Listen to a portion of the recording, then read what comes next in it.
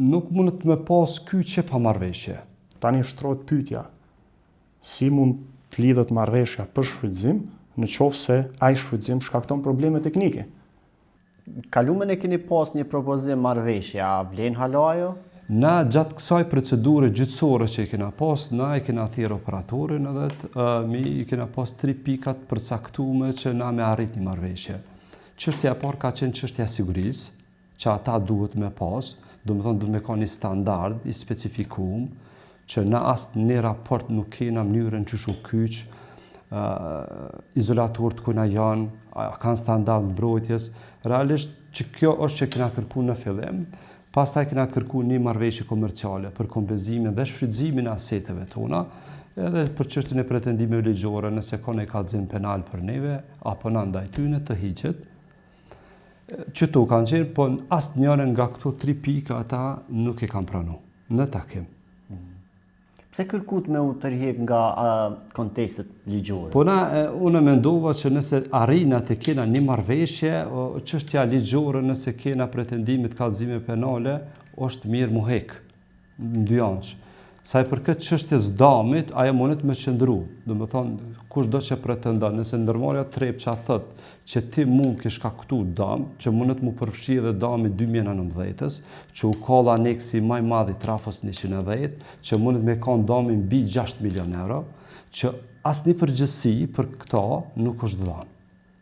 Kjo që mundet me qëndru nuk është varet tash prej meje a do të vazhdon kjo mos do të vazhdon, kjo është çështje tjetër.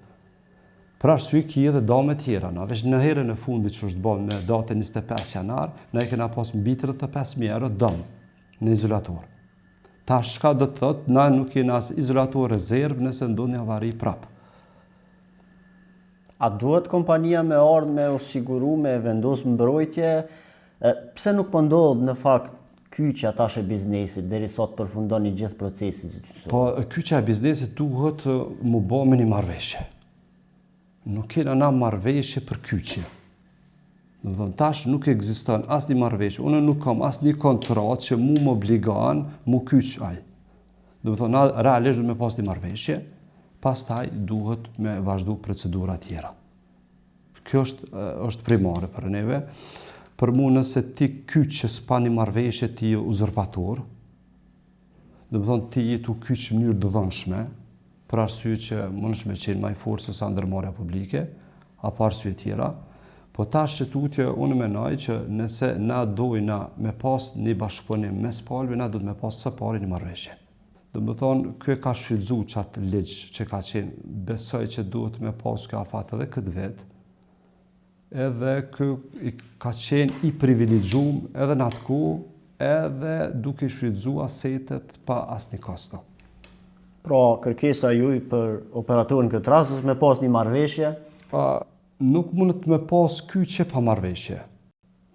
Nëse operatori menon që duhet na me pas një marrëveshje, janë organet që na nuk i kontestojna, është kosti, që janë ekspert çështjes, janë keku, edhe tash këta janë pa që ne trajtojnë neve çështjen e sigurisë. Krijohet një raport mbi çështjen e sigurisë, gjithashtu edhe kosti dhe ZRE do të na ndihmon çështjen e tarifave për një marrëveshje komerciale me operatorin. Sido që tjetë, ndërmarrja nuk ka qëllim në asnjë operator ekonomik me dëmtu.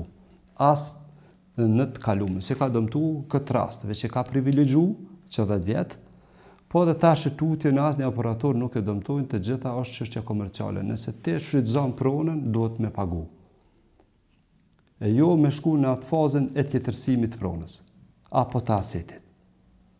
Lidhur me çështjen e marrëveshjes për shfrytëzimin e linjes, domethënë të nën stacion 3.5 kW, është zhvilluar një takim, domethënë dhe kompania që ne përfaqësojmë në vazhdimsi, jo vetëm në atë takim, ka shprehë interesin që me lidhë një marrëveshje për shfrytëzim dhe zgjidhet ky problem një herë për gjithmonë. Megjithatë, këtu pikërisht kjo e vërteton kontradiktën e gjitha sjelljeve të ndërmarrjes Trepça.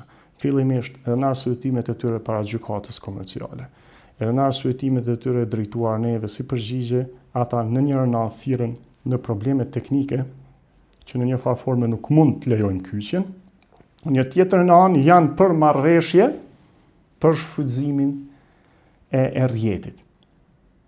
Dhe logjikisht nëse ka vend për marrëveshje, nënkupton që kyçja nuk shkakton probleme teknike. Tani nëse lexoni edhe vendimin e gjykatës, edhe ankesën e ndërmarrjes trepça, ata në vazhdimsi thirrën në probleme teknike. Në tjetrën anë kanë shpreh gatishmëri të lidhin një marrëveshje për shfrytëzim. Tani shtrohet pyetja, si mund të lidhet marrëveshja për shfrytëzim në qoftë se ai shfrytëzim shkakton probleme teknike?